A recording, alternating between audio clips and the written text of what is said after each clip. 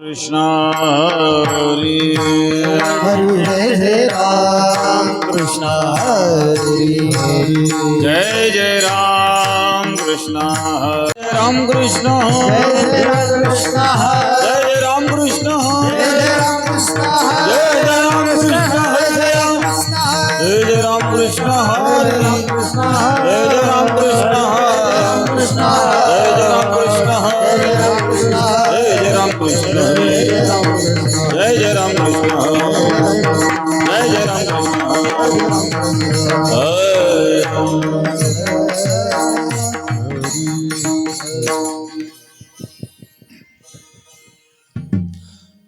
रूप पादालो जनी रूप पादालो जनी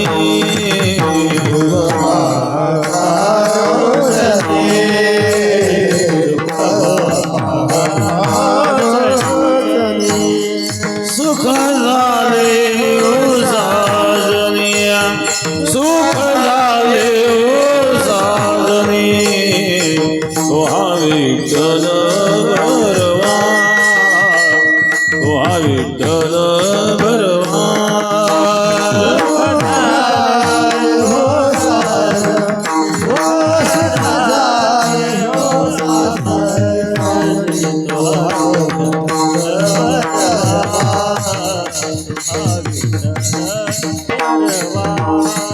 तो हा माधव भरवा तो हा माधव भरवा तो हा विठ्ठल भरवा तो हा विठ्ठल भरवा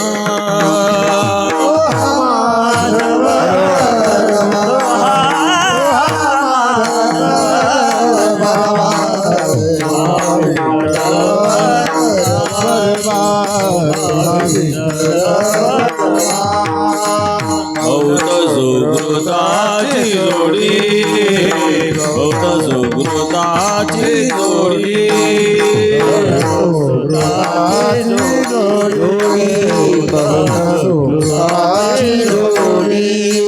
म्हणून विठ्ठली आवडी म्हणून विठ्ठली आवडी तो हा विठ्ठल भरवा तो हा विठ्ठल भरवा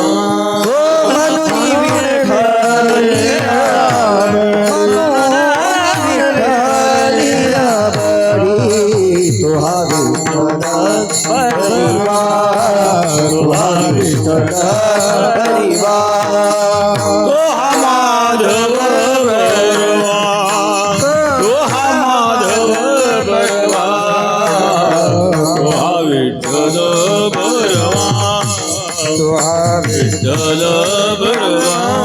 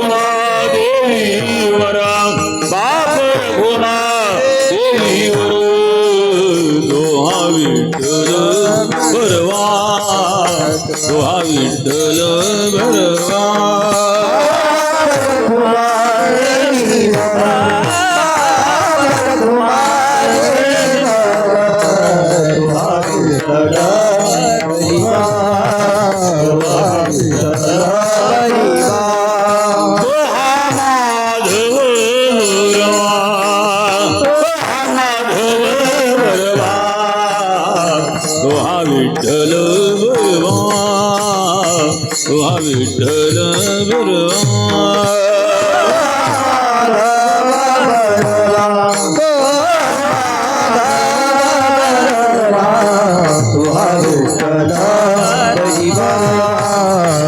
विठ्ठल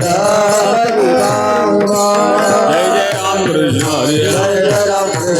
जय जय राम कृष्ण हरी जय जय राम कृष्ण हरी जय जय राम कृष्ण हरी राम कृष्ण हरी जय जय राम कृष्ण हरी जय जय राम कृष्ण हरी राम कृष्ण हरी जय जय राम हरी जय जय राम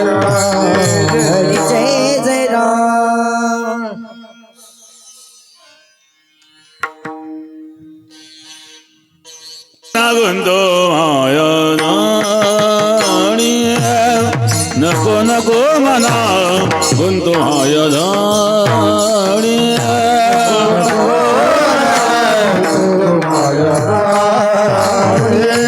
नको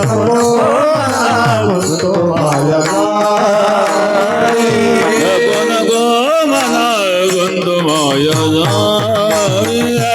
नको नको मना बंधो मायदाणी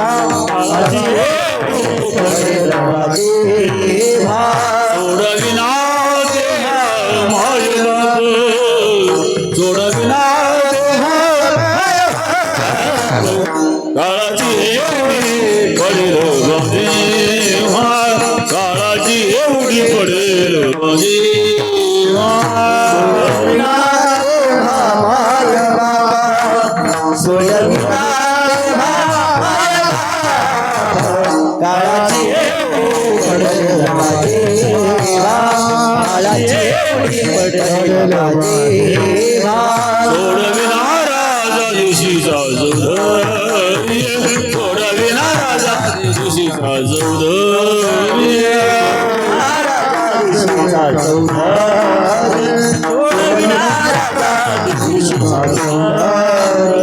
आणि कर भली भली आणि कर काळाची एवढी पडेल माझे काळाची एवढी पडेल माझे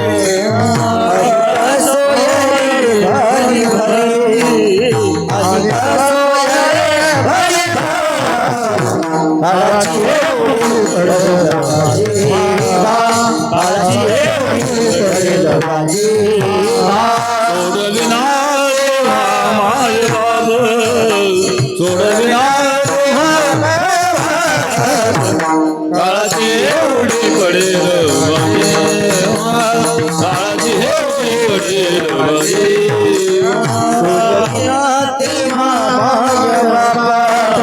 सोडविना काळाची एवढी पडेल काळाची एवढी पडेल म्हणे तुझं जोडविना कोणी तुका म्हणे तुझं जोडविना कोणी एका चक्रपाणी वाचोनिया एका चक्रपाणी काळाची एवढी पडेल माझी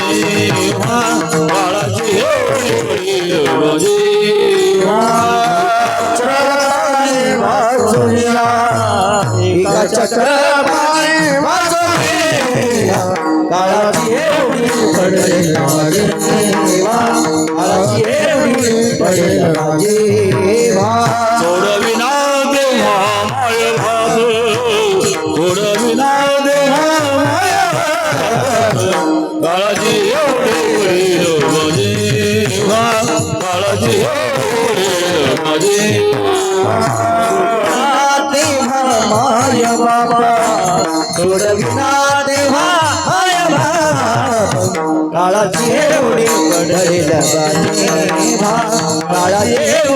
पडेल बाजे विठोबा रघुमाई विठोबा रघुमाई विठोबा रघुमाई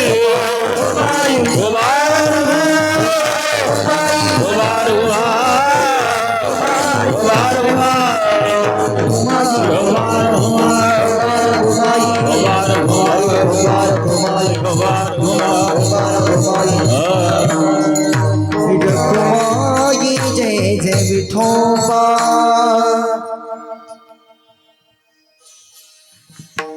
चला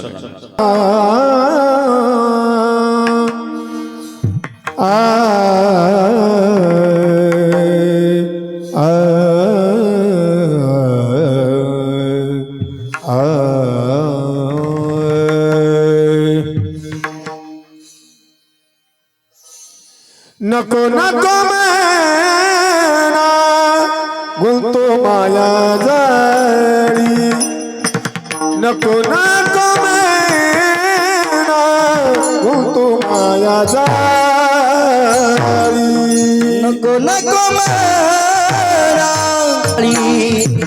नको नको मारा गुंतू माया जाळी नको नको मैना गुंतो माया जाळी नको नको मैना गुंतो माया जाळी नको नको मारा गुंतू माया जाळी नको नको मारा गुंतू माया जवळे ग्रासवया काळ आला जवळे ग्रासावया काळ आला जवळी काळ आला जवळी ग्रासवया काळाची हेऊणी पडेल बाजेवा काळाची हेऊणी पडेल बाजेवा काळाला जवळी कासाला जवळी कासावया काळ आला जवळी ग्रासामया काळ आला जवळी ग्रासामया काळाची मुडी पडेल बाजेवा काळाची मुडी पडेल बाजेवा सोडविना देवा माया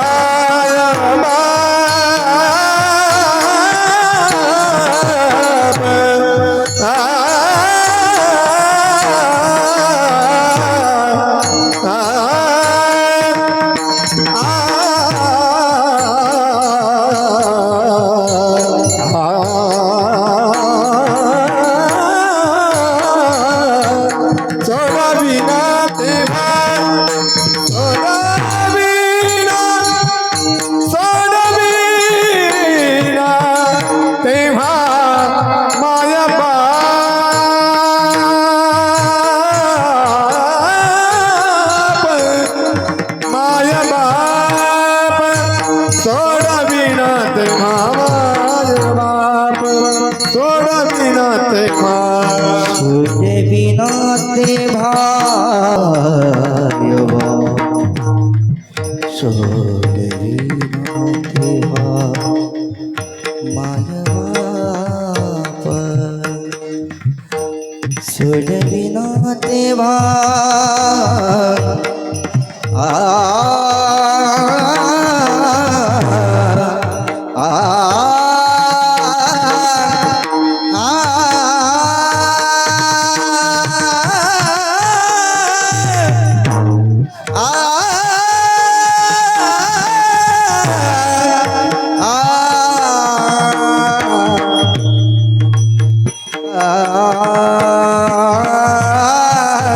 सोडविना देवा माय बाप सोडविना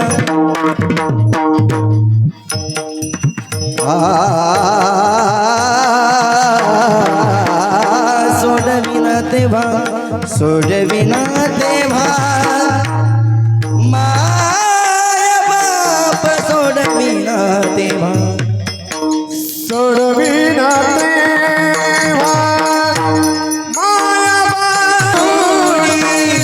पडलं बालेवा काळाची उडी पडलं बालेवा पडलं बालेवा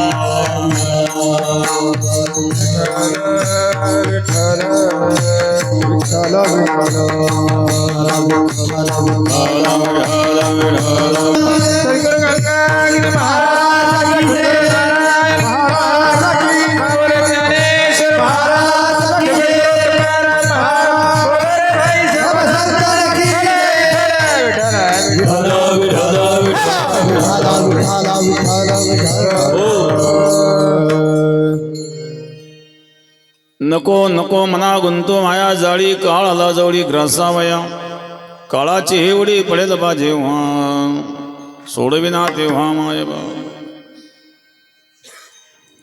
सोडविना राजा देशीचा चौधरी आणि कसोरी भली भली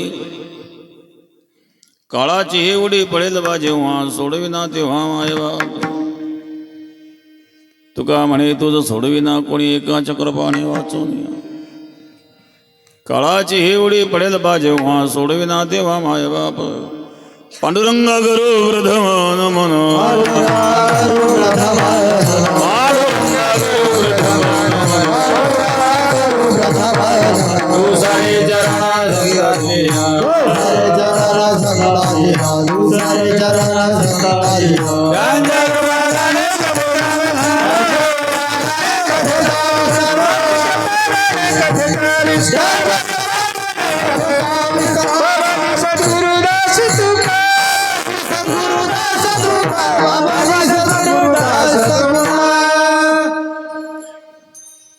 समचरण सरोजन सांद्रिदाम्बुदाभं जगन्निहितपाणिं मण्डनं मण्डनानं तरुण तुलसीमाला कंदरं कुञ्जनिद्रं सदधोलहासं विठ्ठलं चिन्तयामि ओम नमो ज्ञानेश्वरा करुणा करा दयाळा तुमचा अनुग्रह लादलो पावन झालो जराजरी ध्यान मूलम गुरुर्मूर्ती पूजा मूलम गुरुपदम मंत्र मूलम गुरुर्वाक्यम मोक्षमूलम गुरुकृपं गंगा विशुद्धं जितपादस्पर्शं सर्ववेष्टितं चम्बितं पुण्यदानं सरादेशितं तं समाधितमूर्तिं नमामि गंगागिरिगिरा शुचिः शीलः समदक्षस प्रतापे जितेन्द्रियम् तं नारायणगिरिं वन्दे सच्चिदानन्दविग्रहम्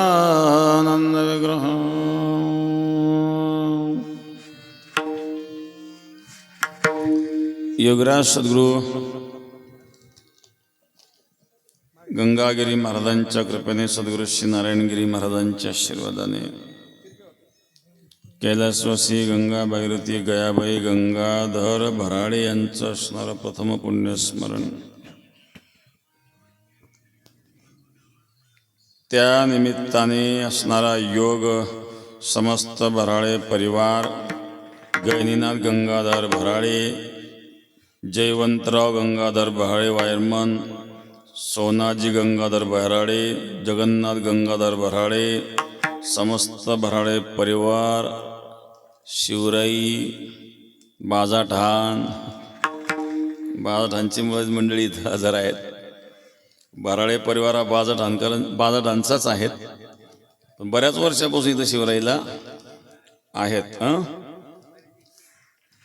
तर अशा प्रकारे समस्त ग्रामस्थ शिवराई, समस्त भजनी मंडळ, ज्येष्ठ मंडळ, तरुण मंडळ, भजनी मंडळ, गायक वादक मंडळ, पाहुणे मंडळ, बराळे परिवारावर प्रेम करणारे त्यांचे आप्तेष्ट मित्र मंडळ, समस्त बराळे परिवार,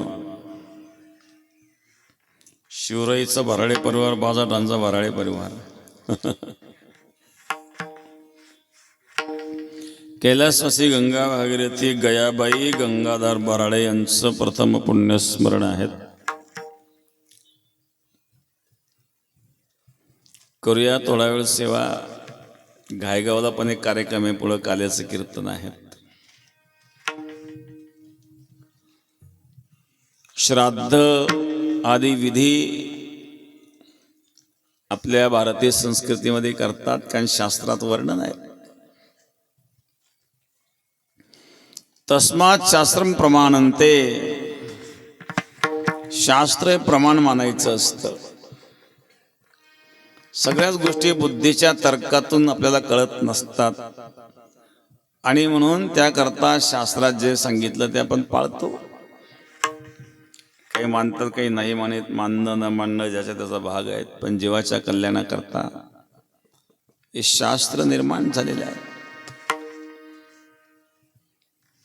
कारण अध्यात्म विज्ञान हा विषय एक वेगळा आहे. विज्ञानामध्ये जे संशोधन आपण करतो ते इंद्रियजन्य असतं. आध्यात्मिक ज्ञान हे अतिंद्रिय असतं.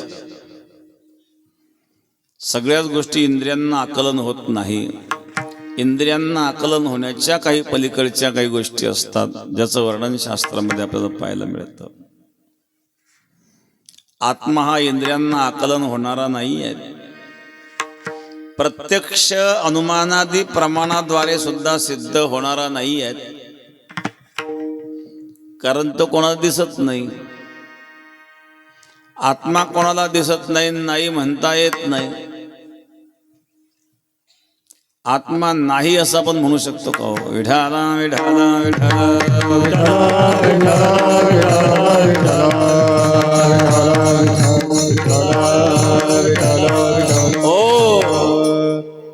नाही असं म्हणू शकत नाही, पण आहे म्हणावं तर दाखवा, दाखवता येत नाही. आत्मा आणि परमात्मा दोन्ही गोष्टी अशा आहेत. कैसे बोटाने दाखवू तुला, पाहे अनुभव गुरुच्या मुला. ती बोटाने दाखवणारी वस्तू नाही आहे, आणि नेत्रेंद्रियांचे पलीकडे आहेत. नेत्रेंद्रियांचं सामर्थ्य अतिशय अल्प आहे, आणि या स्थूल इंद्रियांच्या पाठीमागं सूक्ष्म इंद्रिय आहेत. स्थूल सूक्ष्मादी इंद्रियाच्याही पलीकडे आहेत, जे नाशवंत आहे, जे कधीच नष्ट न होणार आहे. नयनम छिंदन्ति शस्त्राणि नयनम दहति पावकाः न चैनम क्लेदिन्त्यापो न शोचयति मारुतः.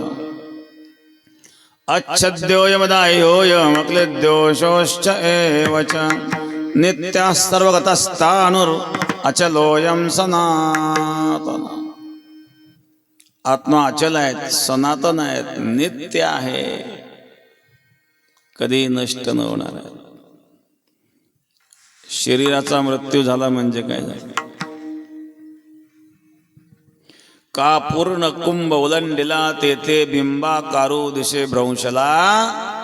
परिभानु नाही नासला तयासवे. ज्ञानेश्वर महाराज वर्णन करत. 10 घड्यांमध्ये पाणी भरलं. एकात लाल पाणी, एकात निळं पाणी, एकात पिवळं पाणी, एकात हिरवं पाणी. मग लाल पाणी ज्या घटामध्ये आहे त्याच्यामध्ये सूर्याचं प्रतिबिंब लाल दिसतं. हिरव्या पाण्यामध्ये प्रतिबिंब हिरवं दिसतं. पिवळ्या पाण्यामध्ये सूर्याचं प्रतिबिंब पिवळं दिसतं. तो सूर्य लालही नाही, हिरवाही नाही, पिवळाही नाही, पण तो दिसतो जिथं जिथं प्रतिबिंब पडले. ज्ञानेश्वर महाराज का पूर्ण कुंभ ओलांडला. ओलंडून टाकलं किंवा घट फोडून टाकला, मग त्या घटाला सूर्य कुठे गेला? तेथे बिंबाकारू दिशे भ्रंशाला. मग जे प्रतिबिंब त्या पाण्यामध्ये दिसत होतं घट फुटल्यानंतर दिसत नाही आहे. परी भानू नाही नासला तया सवे. सूर्यावर त्याचा काय परिणाम आहे? सूर्य आपापल्या जागेवर आहे. मग त्या घटामध्ये जो सूर्य दिसत होता तो खरा सूर्य नव्हता, कारण त्या सूर्याचं प्रतिबिंब होतं. सूर्य फुटला म्हणजे घट फुटला म्हणजे सूर्यावर परिणाम होत नाही. त्याप्रमाणे सर्वा घटी राम देहा देही एक सूर्यप्रकाशक सहस्र रश्मी. एका सूर्याच्या हजारो प्रकाश किरण असतात. तसे एकाच परब्रह्माची वेगवेगळ्या प्रकारची रूप आपल्याला पाहायला मिळते. पण शरीर जरी गेलं तरी आत्मा नष्ट होत नसतो. शास्त्रकारांनी 3 प्रकारची शरीर मांडलेले आहे: स्थूल देह, सूक्ष्म देह, कारण देह. या 3ही शरीराचा अनुभव आपण दररोज घेत असतो बरं का. आपलं लक्ष नाही त्याच्याकडे, लक्ष नसतं माणसाचं. एका भिंतीला पडदा झालेला होता. एकाने विचारतल्या पडद्यावर काय दिसतं? त्याला एक डाग होता, काळा ठिपका. म्हणजे या पडद्यावर काळा ठिपका दिसतो. आणखी काय दिसतं? नाही, आता पडदा आहे त्याच्यावर काळा ठिपका एवढं दिसतं. म्हणजे तुला काळा ठिपका दिसतो पण पडदा नाही दिसत का? म्हणजे पडदा दिसतो मग तू काळा ठिपका दिसतो म्हणतायत. याचा अर्थ पडद्याकडे लक्ष केलं नाही, ते पडद्यामुळं काळा ठिपका आहे. आणखी काय दिसतं म्हणजे तुला? तो पडदा आहे त्याच्यावर काळा ठिपका आहे. आणखी काय दिसतं? आता दुसरं काय दिसायचं? पांढरा पडदा काळा ठिपका आहे. प्रकाश दिसतो का तुला? प्रकाश नसत पडदा दिसला तर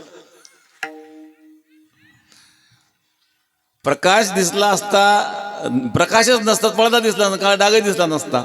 याचा अर्थ प्रकाशामुळं पडदा दिसतोय ना पडद्यामुळं काळा ठिपका आहे. पण पहिल्यांदा त्याचं लक्ष फक्त काळ्या डागाकडे गेलं, नंतर समजून सांगितल्यावर तो पडद्याकडे गेलं, आणखी समजून सांगितलं प्रकाशाकडे गेलं. तसं मनुष्याचं लक्ष या स्थूल देहाकडे आहे, सूक्ष्म आणि कारण देहाकडे नाही आहेत. म्हणून त्याच्या लक्षात येत नाही. या 3ही शरीराचा अनुभव दररोज आपल्याला होत असतो. स्थूल देह म्हणजे आपण व्यवहारामध्ये जो वावरतोय, हात पाय इंद्रिय डोळे, डोळ्याने पाहतो, कानाने ऐकतो, सर्व इंद्रियांनी कर्म करतो, चलन वलन हातापायाने करतो. हा अनुभव दररोज घेतो. सूक्ष्म शरीराचा अनुभव कुठे घेतो? झोपेमध्ये. झोपल्यानंतर जो अनुभव त्याला येतो ते अनुभव घेणारे शरीर कोणतं आहे बरं? झोपल्यानंतर गेला दिल्लीला, लाल किल्ला पाहतोय, 10x12च्या खोलीमध्ये 3x7च्या पलंगावर चादर पांघरून झोपलाय. ते डोळे बंद करून झोपलाय. काही काही लोक झोपेत बरडतात, झोपेत उठून चालतात, तो भाग वेगळा आहे. एक माणूस बेड्यात आला होता 2-3 दिवसापूर्वी. तो झोपेत उठून रेल्वेत बसून पुण्याला गेला. तिथं शुद्धी आला, मी इकडे कुठं आलो म्हणून. आता पटणार 2-3 दिवसापूर्वी घडलेली घटना. बेटा आला होता, त्याच्या घरचे लोक घेऊन आले. याला काय झालं म्हणजे काय झालं काय नाही म्हणले, मला काय आठवत, मी झोपेत असतात. त्याच्या नातीने त्याला पाहिलं होतं. त्या नातीला वाटलं गेलं असं कुठेतरी बाहेरला गेला वगैरे, तो परत आलाच नाही. झोपेत उठून गेला, रेल्वे स्टेशनवर गेला, तो रेल्वेतही बसला. शिरदगाव सावळगावचे 2-3 दिवसावर भेट झाले होते.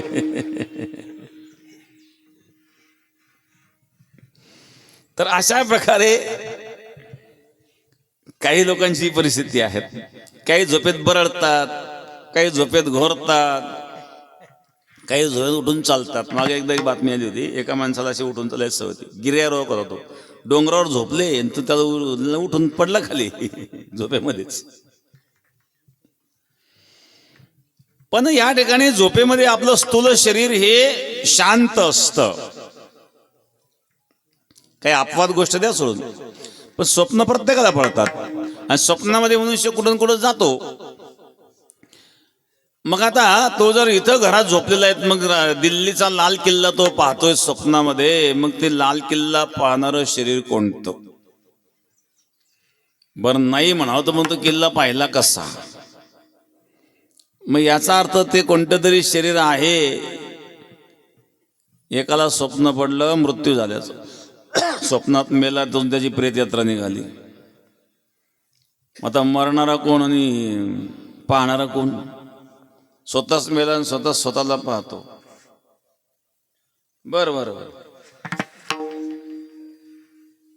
बसा बाबा. बाबा थकले आता काय. विढाला विढाला विढाला विढाला विढाला. हो, तर अशा प्रकारे राजा जनकाचे एक उदाहरण आहे. राजा जनकाला स्वप्न पडलं आणि स्वप्नामध्ये जनक राजा भिकारी झाला. स्वप्नात राजे भिकारी होतात, काही भिकारी राजे होतात. एखादा गावात सरपंच व्हायची लायकीने स्वप्नात आमदार झाला. इलेक्शन सुरू झालं, विधानसभेचं प्रचार दौरा सुरू झाला, निवडून आला, अपक्ष निवडून गेला मुंबईला.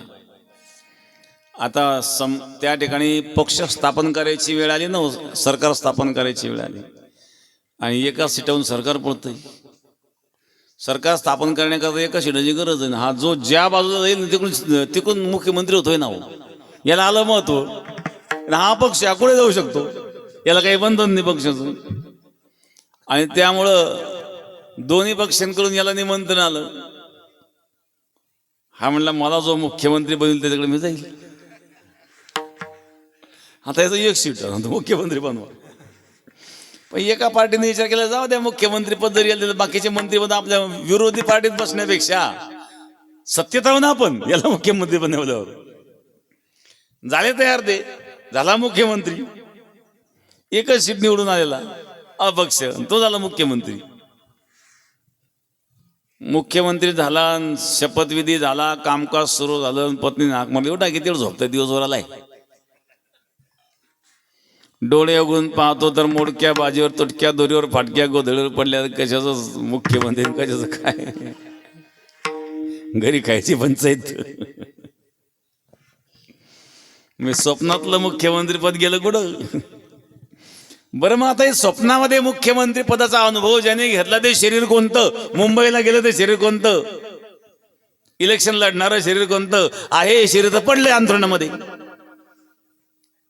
म्हणजे कोणतं तरी शरीर आहे जे मुंबईला गेलं, कोणतं तरी शरीर आहे ते इलेक्शन लढत होतं. नाही म्हणता येत नाही आणि आहे म्हणत दिसतही नाही. पण नाही म्हणायची सोय नाही. राजा जनकाला सुद्धा स्वप्न पडलं आणि जनक झाला भिकारी, दरिद्री. भिकारी झाला, भूक लागली, भिक्षा मागायला लागला. लोक भिक्षाही देईना. कळकळून भूक लागली ना, भिक्षा कोणी देत नाही, रडायला लागलं. काय लोक आहेत म्हणजे गरीबाला भिक्षा देऊन काही बिघडलं का? मोठ्याने रडायला लागलं. पण स्वप्न इतकं तीव्र झालेलं होतं की अक्षरशः स्वतः रडायला लागतात, आवाज यायला लागला बाहेर. काही लोक बघा स्वप्नात बरडतात. दिवसभर काय बोललंय रात्री ऐकून घ्यायचं. रडायला लागलं तर रडण्याचा आवाज बाहेर आला. बाहेर काही जे सुरक्षा रक्षक होते, सिक्युरिटी, त्यांनी आवाज ऐकला, राजाचा रडण्याचा आवाज दिसतो म्हणल्या. एक सिक्युरिटी पळतच आला. आतमध्ये पाहतो तर राजा झोपलेला आणि झोपेत रडतोय. त्याने हलवलं, उठा उठा. त्याने हलवलं, राजाला उठवलं. काय झालं? राजाने डोळे उघडले. मी इथं कुठं आलो म्हणे. कुठं आलो म्हणजे तुम्ही इथं झोपले, कुठे येणार तुम्ही? राजा आश्चर्य म्हटलं, मी तर भिकारी झालो होतो, भीक मागत होतो, मी तर राजा आहे. दुसऱ्या दिवशी जनकाने सभा भरवली. सगळे विद्वान बोलून घेतले आणि सभेमध्ये प्रश्न केला. काल मी झोपलो असताना मला स्वप्न पडलं आणि स्वप्नामध्ये मी भिकारी झाल्याचा अनुभव घेत होतो आणि आता मी राजा असल्याचा अनुभव घेत आहेत. मग मी स्वप्नामध्ये भिकारी होतो ते सत्य आहे का आता राजा आहे हे सत्य आहे? नेमकं या सत्य काय? बरं भिकारी होतो नाही म्हणावं तर तो अनुभव खोटा आहे का? तो अनुभव तर घेतला मी भिकारी असले तर. मी भीक मागत होतो, मला भूक लागली होती, मी रडत होतो, कोणी मला भीक देत नव्हतं, हा पण मी अनुभव घेतला. आणि आता राजा आहे हाही अनुभव घेत आहे. सांगा मी स्वप्नात भिकारी होतो ते सत्य आहे का आता राजा आहे सत्य? यातलं सत्य काय नेमकं?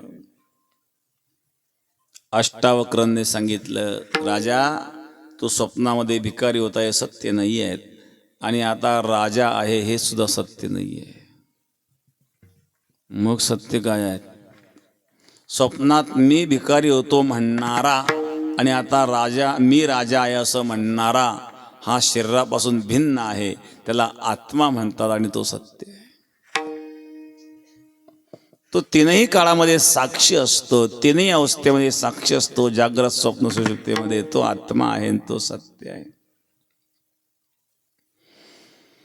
तो जे स्वप्नात पाहिलं ते सूक्ष्म शरीर होतं. सूक्ष्म शरीरात तो भिकारी असल्याचा अनुभव घेत होता आणि जागृत अवस्थेमध्ये राजा असल्याचा अनुभव स्थूल शरीराद्वारे घेत आहे. पण स्थूल, सूक्ष्म आणि कारण या तीनही शरीराच्या पलीकडं जे चैतन्य आहे ते चैतन्य सत्य आहे. आणि म्हणून असं असणारं आत्मतत्व आहे जे डोळ्याने दिसत नाही, ज्याचा अनुभव येत नाही. पण नाही म्हणता येत नाही, कारण प्राण निघून गेल्याच्या नंतर डोळे असले तरी पाहू शकत नाही, कान असले तरी ऐकू शकत नाही, हातपाय असले तरी चलनवलन करू शकत नाही. अशा प्रकारे असणारं जे चैतन्य आहे हे नष्ट न होणार आहेत. आणि म्हणून जन्म मृत्यू हा शरीराचा असतो, आत्म्याचा नाही आहे. पुनर्जन्म जरी होत असेल तरी तो सूक्ष्म शरीराद्वारे होतो. सूक्ष्म शरीरामध्ये वासना असतात आणि वासनेचा संग होय अंतकाळी. तरी तपोबळी जन्म घेती. अंतःकरणामध्ये असणाऱ्या वासना या जन्माला कारण ठरत असतात. मोठे मोठे तपस्वी सुद्धा का जन्म घ्यावा लागतो तर वासना या सूक्ष्म शरीरामध्ये असतात आणि या वासना सुप्त अवस्थेत असतात. पूर्वीच्या काळात बघा कॅसेट असायच्या, मोठा टेप, त्याला कॅसेट, त्यानंतर सीडी कॅसेट आल्या. आता सीडी कॅसेटची गरज नाही, आता मेमरी कार्ड आहे छोटे छोटे. छोट्या छोट्या मेमरी कार्डमध्ये किती किती मोठा डाटा असतो. तसं हे सूक्ष्म शरीर म्हणजे हे सुद्धा एक मेमरी कार्ड आहेत. याच्यामध्ये अनंत जन्माचा डाटा भरलेला आहे. आणि शरीर म्हणजे लॅपटॉप आहेत. ते मेमरी कार्ड ज्या लॅपटॉपमध्ये टाकलं तर ओपन होतं. प्रत्येक लॅपटॉपची क्षमता कमी जास्त असते. हे मेमरी कार्ड इतकं मोठं आहे की जेवढी त्या लॅपटॉपची क्षमता आहे तेवढंच फक्त ओपन होतं. कारण ज्या शरीरामध्ये हा सूक्ष्मदेह ज्या शरीरामध्ये गेला तेवढंच फक्त ते ओपन होतं. पण अनंत जन्माचे संस्कार त्याच्यामध्ये असणारा हे मेमरी कार्ड आहेत. हे किती सूक्ष्म आहेत याची सूक्ष्मता उपनिषदकारांनी वर्णन केलेलं आहे. बालाग्रशतभागस्य शतधा कल्पितस्य च केसाच्या अग्रटोकाचा 100व्या अंशाचा 100वा अंश म्हणजे केसाच्या अग्रटोकाचा 10,000वा अंश इतकी या जीवाची सूक्ष्मता उपनिषदकारांनी सांगितली. एवढं कार्ड आहे मेमरी कार्ड. केसाचा अग्रटोक त्याचा 10,000वा अंश इतकं सूक्ष्म मेमरी कार्ड आहे. त्याच्यामध्ये डाटा किती आहे? अनंत जन्माचा डाटा त्यात भरलेला आहे महाराज. तर असं हे सूक्ष्मदेह जोपर्यंत आहे तोपर्यंत जन्ममरण चालू असतं. याला शंकराचार्यांनी संसार म्हटलंय बरं का. पुनरपि जननं पुनरपि मरणं पुनरपि जननी जठरे शयनं पुनरपि जननी जठरे शयनं पुनरपि जननं पुनरपि मरणं जननी शरण जननी शरण इह संसार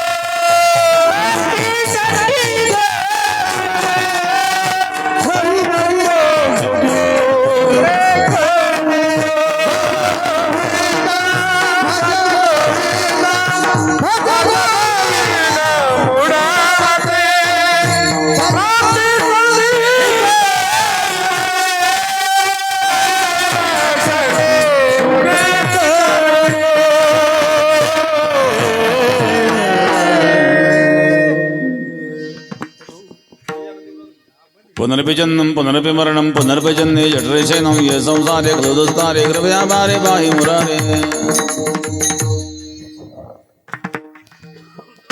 किती वेळा जन्मायावे किती वेळा जन्मायावे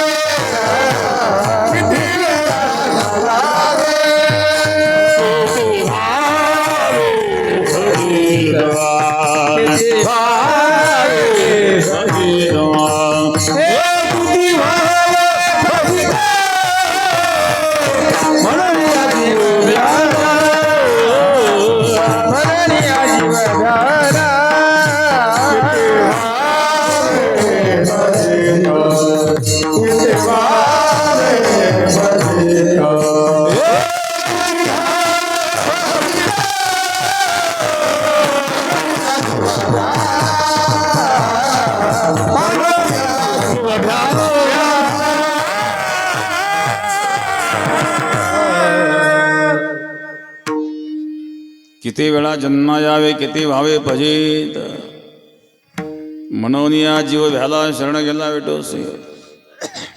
जन्म मरण या सूक्ष्म शरीरामुळे घडत असतं, आत्म्याला जन्म मरण नसतं। परंतु या मायेच्या जाळ्यात अडकलेला हा जीव आहे, याला हे भासतं नाही, ते भासतं त्याला माया म्हणतात।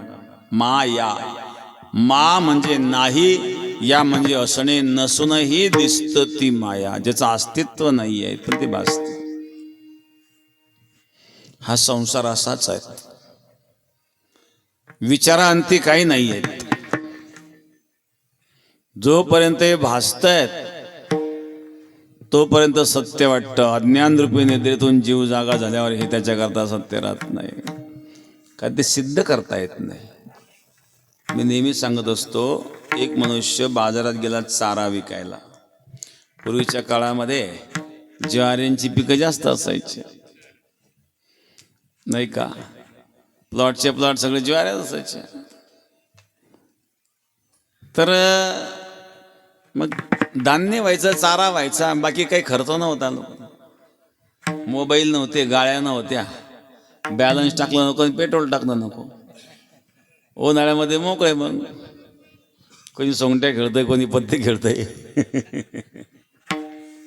माझं गप्पा करीत चावळीमध्ये। सावळ्या असायच्या पुरी जुन्या, चावळ्या करता असायच्या त्या।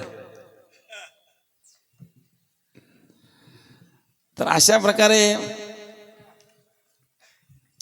आता त्याला काही अडचण आली पैशाची, तो चारा विकायला घेऊन गेला। का तर चारा भरपूर झालेला होता, घरी 2 बैल, त्याला एवढा काही चारा लागत नाही। गेला चारा घेऊन बाजारामध्ये, बैलगाडीमध्ये, त्याला ट्रॅक्टरही नव्हते, बैलगाडी होती। गेला बैलगाडीत, आले ग्राहक, काय भाव दिला चारा, किती घ्याय तुम्हाला, उक्त सांगा। सगळी गाडी मुजीत नाही बसायची, म्हणजे आहे ते उक्त सांग। आणि 300 रुपये, त्या काळातला भाव सांगितलाय 300 रुपयाचा। दादा सौदा त्यांचा, पण दुसरं साधनानं घेऊन जा, माझी गाडी द्या मोकळी करून, मला दे 300 रुपये। तुम्हाला कागदावर लिहून द्या म्हणे। कागदावर काय लिहून देतात, इथं काय करार करायचं आहे का आपल्याला? 300 रुपये ठरले ना, तुम्ही चारा घेऊन जा, दुसरं साधन घेऊन या. नाही, मला खोटं बोलायला आवडत नाही. अरे बाबा, खोटं बोललं काय संबंध आहे इथं? समोरासमोर चारा झाला, सौदा झालेला आहे. कागदावर लिहिलं काय बिघडत तुझं? माझं काय बिघडायचं? लिहि तुझ्या हाताने, मला नाही लिहिता येत. लिहिलं दिन चाऱ्याची गळी 300 रुपये, करा सही, हल्लावा शाही, हा अंगठे बहादर, टेकावला अंगठा. गळ्याला म्हटलं हाकल गाडी. तो शेतकरी गाडी कुठे हाकल तुम्ही? माझी गाडी मोकळी करून दे, तू दुसरी गाडी आण. पण मला खोटं बोलायला आवडत नाही म्हणे. आता खोटं काय नाही, आता यावर काय झालं आपला? हे कागदावर काय लिहिलं? चाऱ्याची गाडी घेतली म्हणली मी, चाऱ्याची गाडी. पण आपला गाडीचा सौदा झालाच नाही ना, आपला सौदा चाऱ्या झाला ना. ते काही सांगायचं नाही, कागदावर काय लिहिलं? चाऱ्याची गाडी. तर म्हणून रडायला लागलं बिचारा. बैला सगळं गाडी घेऊन चालू 300 रुपयात. लोक गोडा झाले बाजार तिथं. का कशाला गरीबाला फसवता? गरीब माणूस आहे, भोळा माणूस आहे. नाही हो, आपल्याला खोटं बोलले आवडेल, मी खरा माणूस आहे. बघा कागदावर काय लिहिलंय, चाऱ्याची गाडी. त्याच्यामध्ये एक होता थोडासा वेदांती. त्याने विचारलं, या कागदावर काय लिहिलंय? चाऱ्याची गाडी. कोण लिहिलंय? मी माझ्या हातात लिहिलंय म्हणे. हे खरं आहे का? मग हे काय यांनी सही केली म्हणे इथं. मग या कागदावर बैल लिहिले का? नाही. मग बैल काढ बरं बाजूला. कागदावर लिहिलेलं नाही ना. म्हणजे जू लिहिलंय का? नाही. काढ म्हणजे जू याच्यात. या कागदावर चाक लिहिले का? नाही. चाक काढ बाजूला. या कागदा आक लिहिलाय का? नाही. आक काढ म्हणे. एका एका पार्टाचं नाव घेऊन उचलतो चाला, फसवतो गरीबाला म्हणे. आता चाऱ्याची गाडी शब्द त्यांनी जरी कागदावर लिहिलेला असला तरी विचारा अंती त्याला चाऱ्याची गाडी सिद्ध करता आली नाही. हीच अवस्था या संसाराची आहे. संसार हा विचार अंती सिद्ध होत नाही. वेदांत शास्त्रानुसार बरं का, वेदांती म्हणतो, एक म्हणला संसार सिद्ध होत नाही असं कसं काय? आता कपडे हे खोटं आहे का? विचारला कपडा आहे का? वेदांती वेळा नाही, खरा नाही म्हणल्या. खरा नाही, डोळ्यांनी दिसतो, खरं नाही कसं काय? सगळे धागे धागेच म्हणे याच्यामध्ये. काय कडकड कपडे आहेत याच्यात, खरं काय म्हणले? धागा खरा आहे म्हणले याच्यामध्ये. सगळे धागे धागे विणले त्याला तू कपडा म्हणतोय. खरं धागा आहेत. मग धागा का होईना मानवाला गेल ना. धागा कुठे म्हणले? ते तंतू तंतू एकत्र करून धागे तयार झाले म्हणले. मग तंतू का होईना मानवाला गेल ना. कपाशीचं बोंड येण्याच्या पूर्वी तंतू कुठं होता? कपाशीला बोंड आला ना तेव्हा तंतू झाला ना. त्याच्या अगोदर तंतू होता का? मग याचं अस्तित्व कुठे? म्हणजे याला सुरुवातही नाही शेवट नाही, तर सत्य कसं म्हणणार? नाही आदी अंती अवसान. ज्याला आदी नाही, ज्याला अंत नाही, जे मध्ये बसतं ते सत्याच्या व्याख्येत बसत नाही. जे निर्माण होण्यापूर्वी नव्हतं, नष्ट झाल्यानंतर सुद्धा नसणार आहे, मग मध्ये बसतं ते सत्य कसं? मृगजळ सकाळी नाही, संध्याकाळी नाही, दुपारी दिसतं, त्याला सत्य म्हणता येत नाही. मग वेदांत शास्त्राच्या दृष्टीनं संसार हा सत्याच्या व्याख्येत बसत नाही. मग हा माया रचित आहे आणि मन याच्यामध्ये अडकलेलं आहे. मनाचा स्वभाव आहे निरर्थक चिंतन करणे. मनोधावती सर्वत्र मदोन्मत्त गजेंद्रवत. उन्मत्त झालेल्या गजेंद्राप्रमाणे धावणारं मन आहे. आणि हे मन या संसारामध्ये धावत असतं. आणि हे मन स्थिर झाल्याशिवाय समाधान प्राप्त होत नाही. म्हणून मनाची प्रसन्नता असावी. मन करा रे प्रसन्न, मन करा रे प्रसन्न,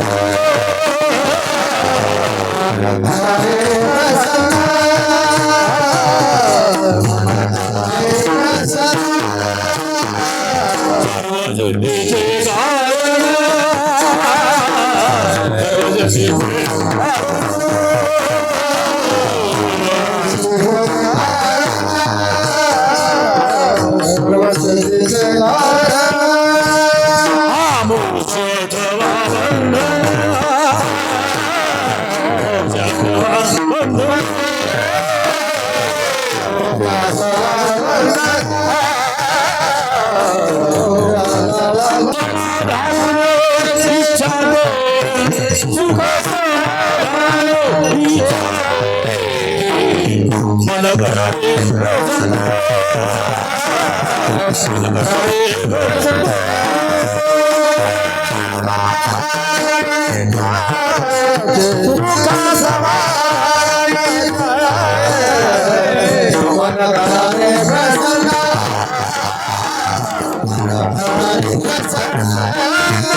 सर्व सिद्धीचे कारण मोक्षत्वा बंधन सुख समाधान सुखाला कारण मन आहे, दुःखाला कारण मन आहे, ऊर्ध्वगतीला कारण मन आहे, अधोगतीला कारण मन आहे. नको ते चिंतन करणं मनाचा स्वभाव आहे. मग या मनाला भगवंताच्या चिंतनाला लावं. संसारात हे मायेच्या जाळ्यात अडकत असतं बरं का. आणि म्हणून मला सावधान करतात महाराज. कबीर महाराज वर्णन करतात, रे मन मूर्ख कबतक जग में जीवन व्यर्थ गवाएगा. रे मन मूर्ख कबतक जग में जीवन व्यर्थ गवाएगा. रे मन मूर्ख कबतक जग में जीवन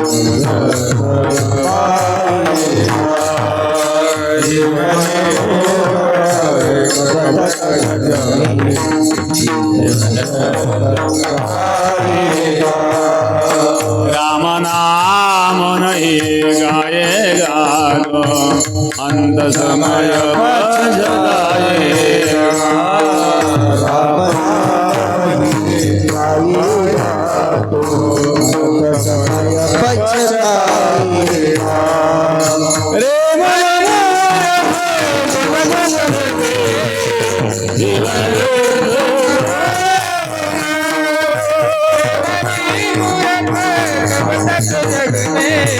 जीवन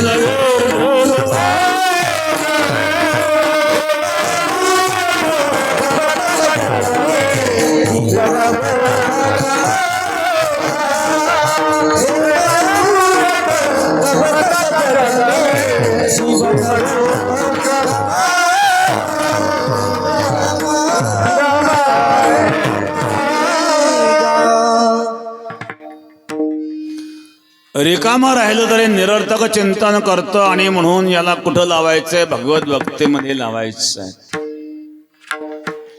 मनाचा एक स्वभाव आहे, मनाला ज्या विषयाची गोळी लागली मन त्याला सोडित नाही. गोळी लागावी लागते. दारू पिणारे दारू सोडतात का? मरे पण सोडित नाही. काही काही पिऊनच मरतात. बिडी पिणारा बिडी सोडित नाही. तंबाखू खाणारा तंबाखू सोडित नाही. काही लोक तंबाखू खातात, कुठे थुकतात. हे कोपरे सार्वजनिक कोपरे भरून ठेवतात. गुटखा, तंबाखू, बिडी पिणारे कधी वेळा पेटतात. काही कीर्तनात बसतात तिथे सुरू.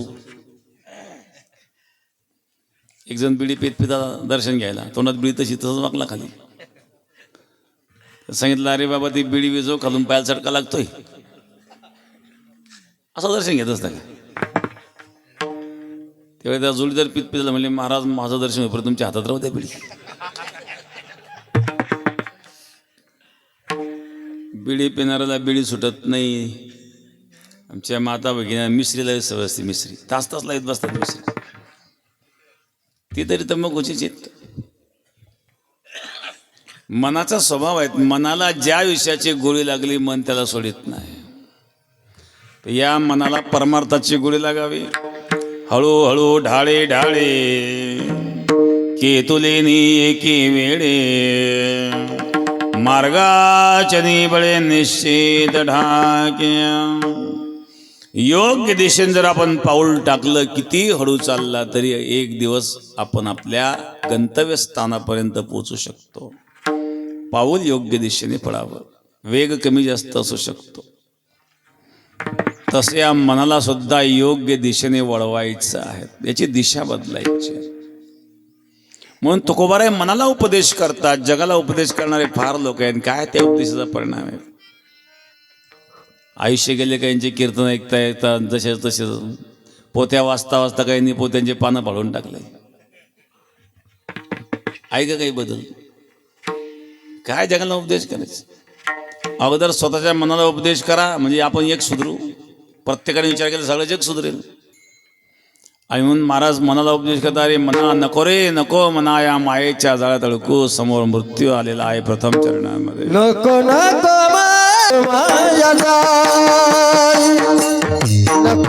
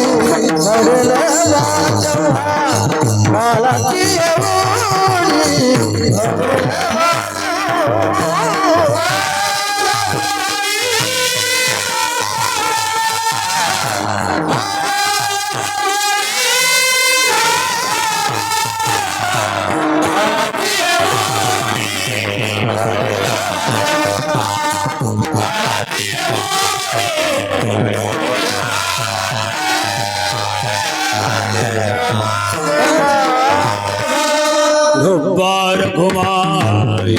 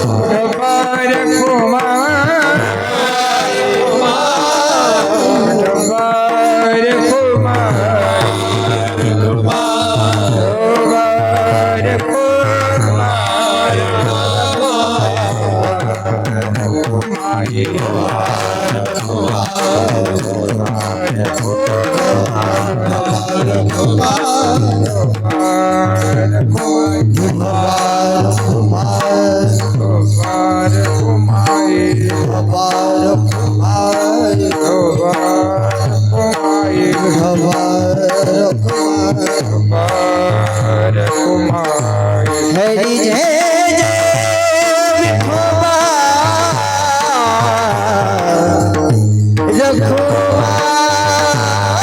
हरि जय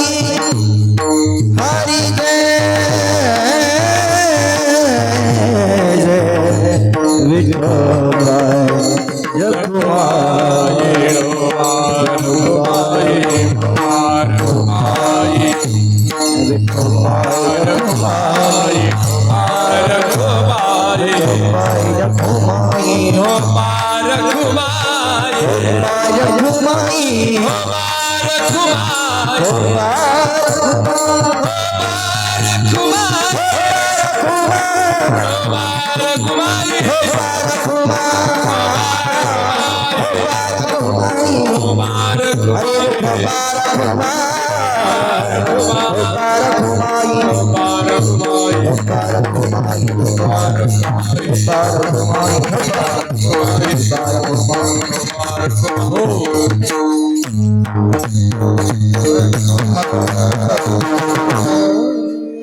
नको नको मना गुंतो माया जाळी, काळ आला जवळी ग्रासावया. विढला विढला विढला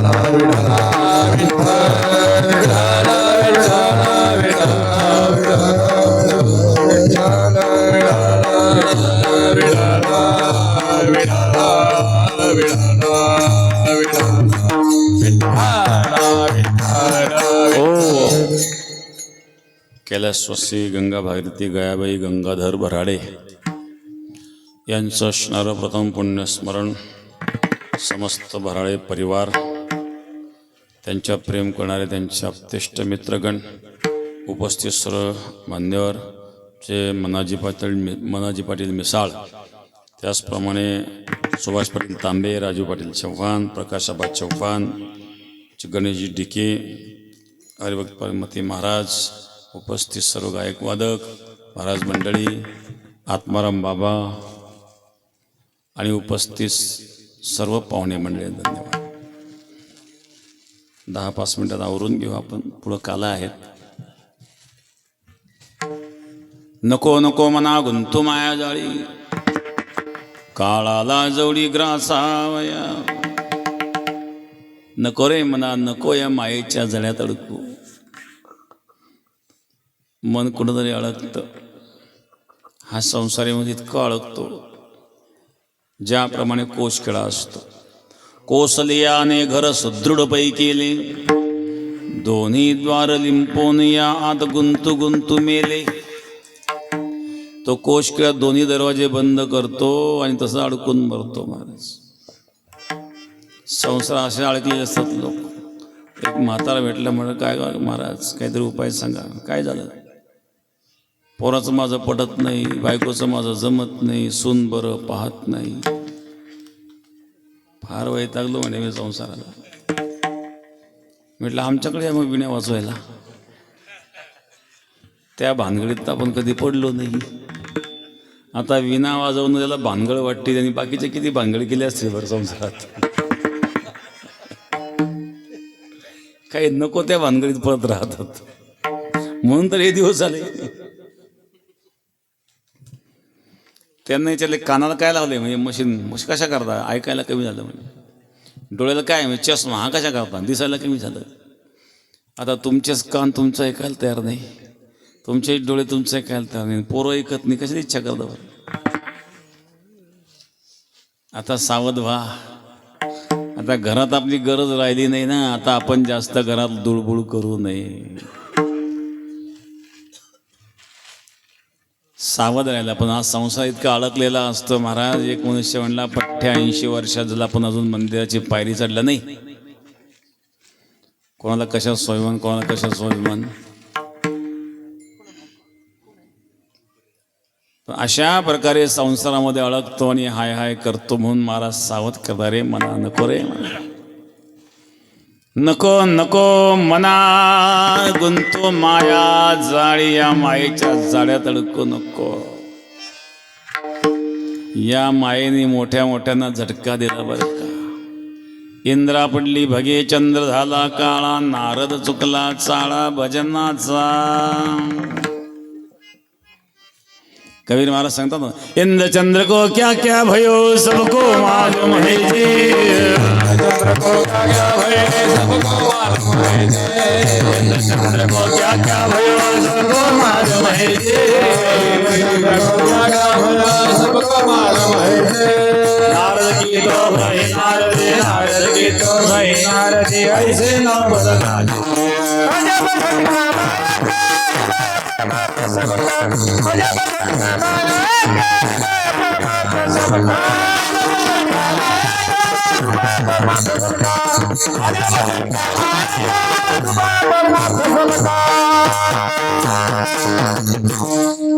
मायेने कोणाकोणाला झटका दिला.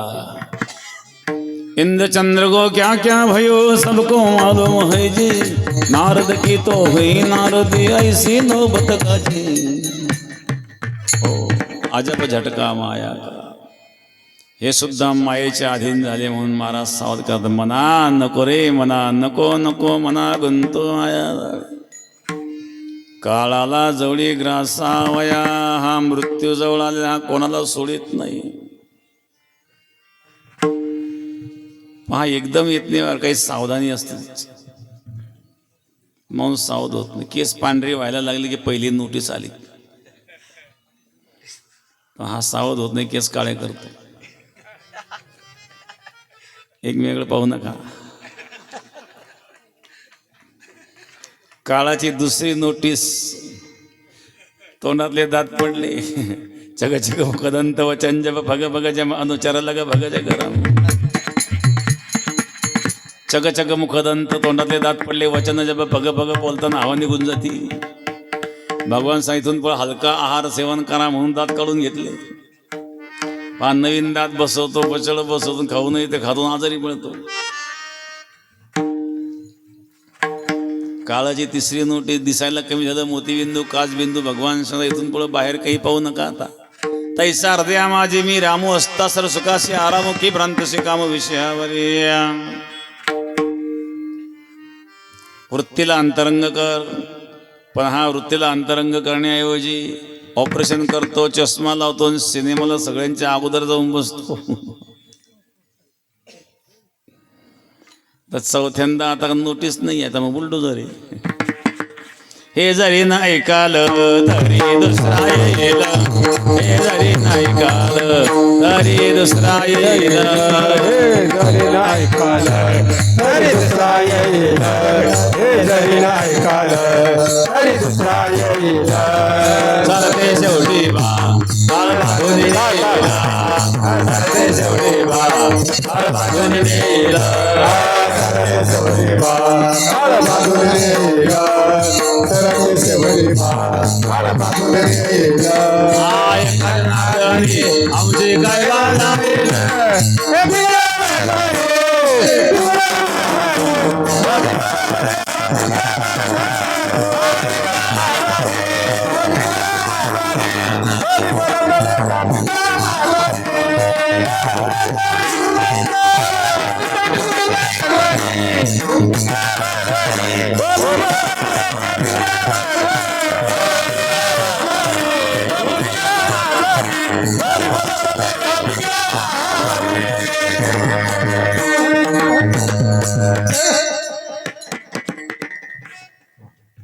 हे जर नाही काल तरी दुसरा येईल सरते शेवटी बा काळ बांधून नेईल एका जनार्दनी आमुचे काय बा जाईल म्हणून महाराज सांगतात काळाची जेव्हा तुझ्या रोडी पडेल तेव्हा तुला माता पिता सोडवणार नाही द्वितीय चरणा काळाची एवढी पडेल भात काळाची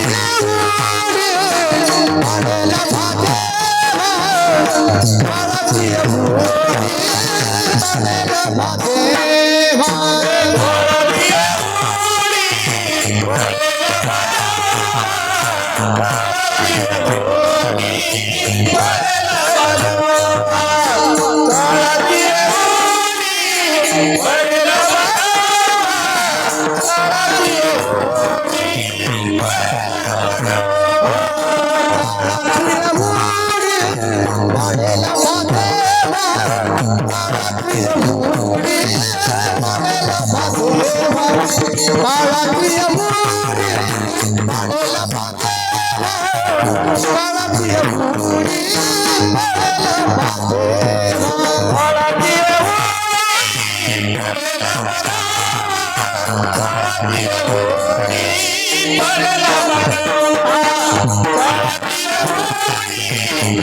पडेल भात काळाची एवढी पडेल भात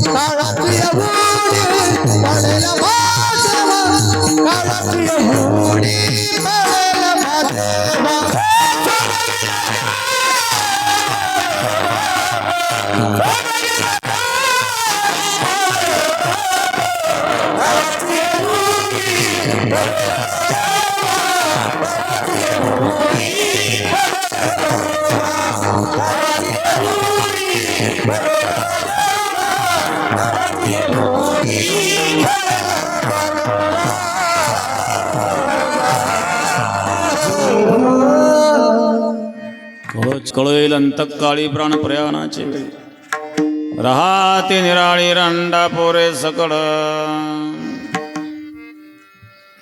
मग तुझे माता पिता तुला सोडवणार नाही कारण त्यांना ते ज्ञानही नाही आणि प्रत्येकाला स्वतःचीच काळजी आहे तुला कोण सोडवेल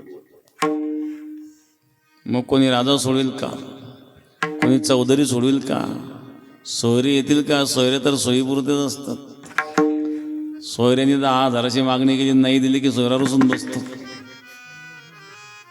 त्या लग्नाला येणार नाही म्हणतो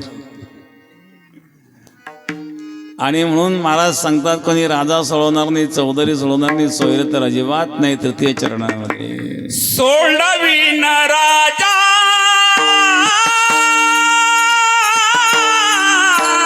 देशी चालवणारी, सोडवीन राजा देशी चालवणारी, सोडवीन राजा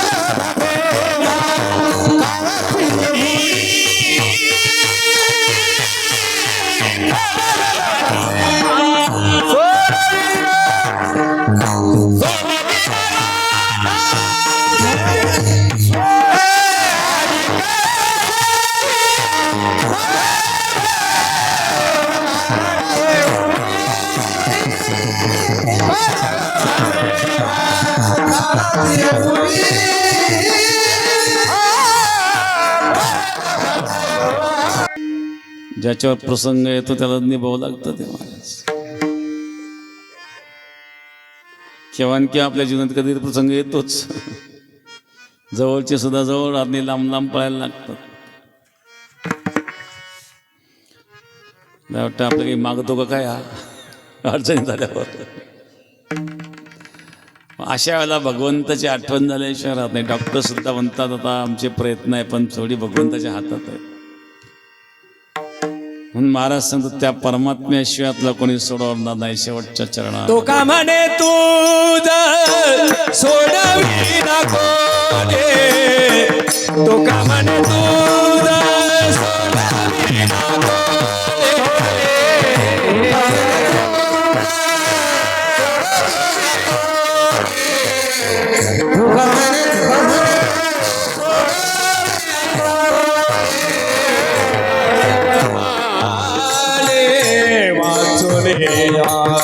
एका चक्र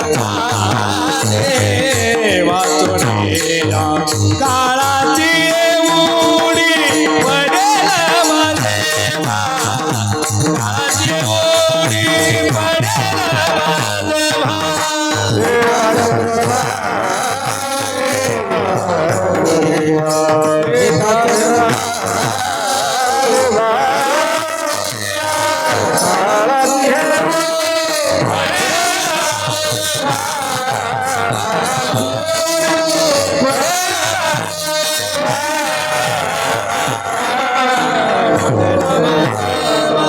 ज्ञानेश्वर माऊली